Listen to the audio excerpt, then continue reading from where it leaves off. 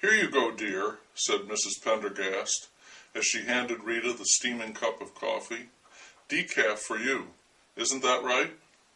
"Yes, thank you," said Rita, venturing a tiny sip, then setting the cup down in its saucer. "That was such a lovely meal."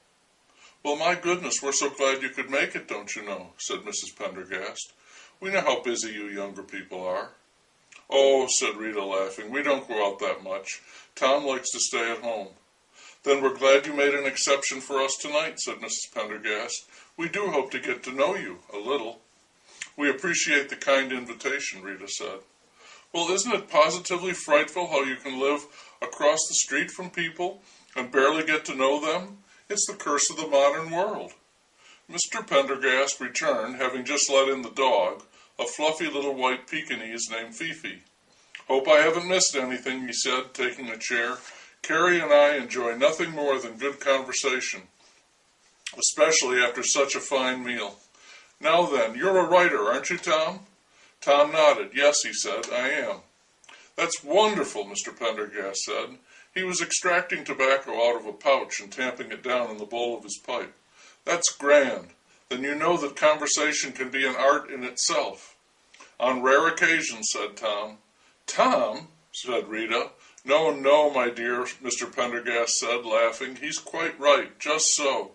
It's all too rare. People are used to sitting in front of their televisions like bumps on a log." "Couch potatoes," Mr. Pendergast said. "That's what they call them today. Sofa spuds.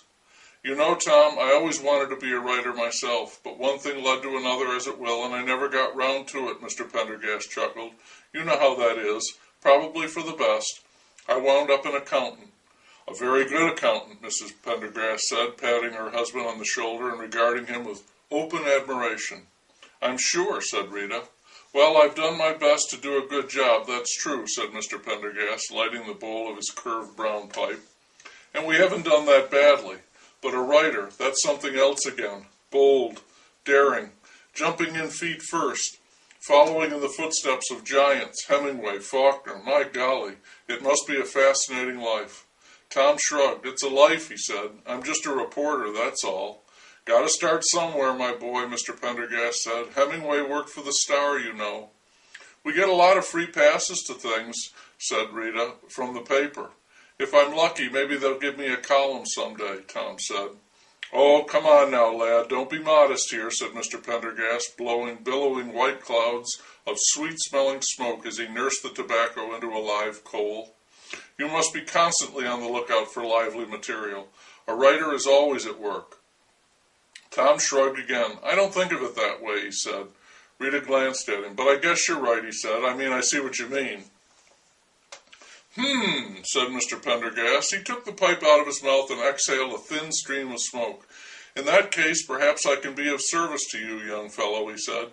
"I wouldn't mind being helpful. I think writers and artists need to be supplied with good and useful matter, something to spark the old imagination. Don't you agree?" "Sure," said Tom. "You don't mind if I ramble a bit, do you?" "Not at all." "Let me see," said Mr. Pendergast, puffing on his pipe again. "I'm not the most colorful fellow in the world by a long shot, that's for sure. But you might be interested in this clandestine little affair I've been having." "What?" said Mrs. Pendergast. "An affair, Arthur? A love affair?" Mr. Pendergast chuckled. "Yes, Carrie, a torrid, steaming, good old-fashioned love affair, and right under your nose, I'm afraid."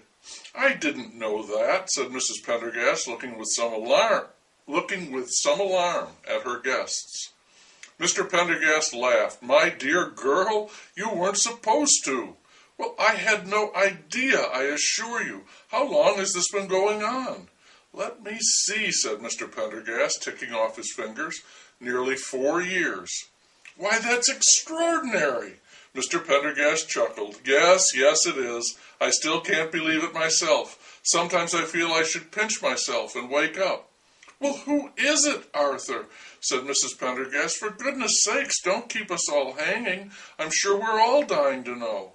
"She's a girl, a young lady, I should say. You'll have to excuse me, I'm from the old school.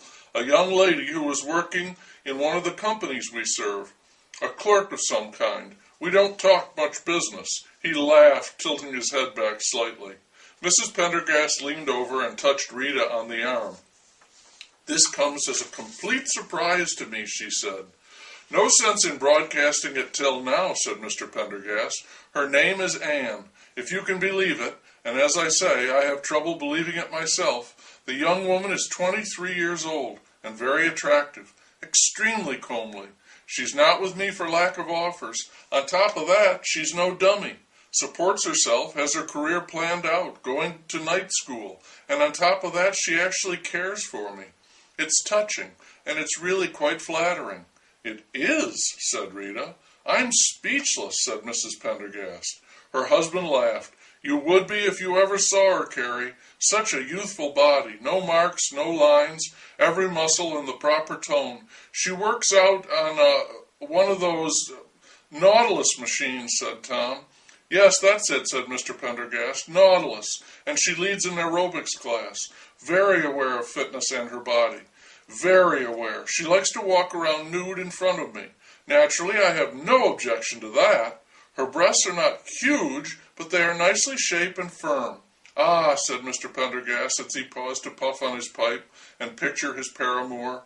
He chuckled softly. His eyes were sparkling. "Putting one in mind of luscious ripe fruit," he said, "bursting with vitality, if that's not too trite." "No, it's all right," said Tom. "It's been used, but it communicates."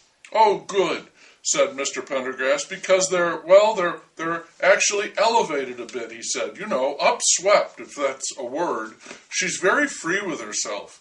Passionate, genuinely enjoys the physical activity. Uninhibited, joyous. There's nothing she won't do for me. I get the royal treatment from her. Yes, sir, I do. I really think it's added a few years to my life." Mrs. Pendergast laughed. "You know, Arthur, I believe you're right." She turned to Rita again. "He's such a rascal."